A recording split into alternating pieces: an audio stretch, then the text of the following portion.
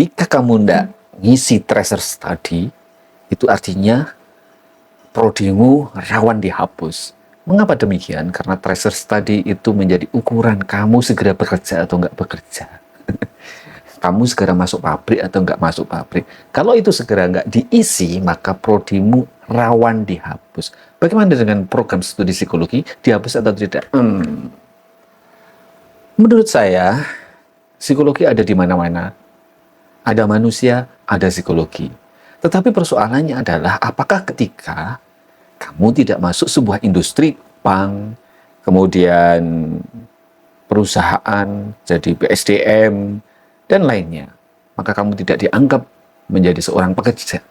Apakah ini bagian dari politik, administratif, dan birokrasi ilmu pengetahuan? Sebenarnya kita sedang belajar ilmu pengetahuan, tapi kemudian kita dituntut untuk bekerja.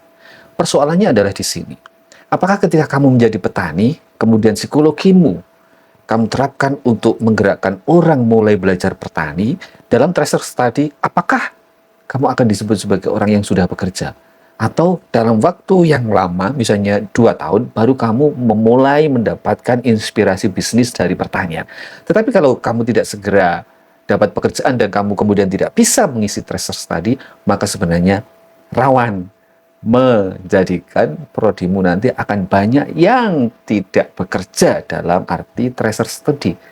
Tetapi ketika kamu menjadi seorang yang menerapkan psikologi untuk kelompok masyarakatmu dan kemudian mencoba untuk melakukan pergerakan pertanian di masyarakatmu, jelas nggak bisa 1 tahun, mungkin agak susah.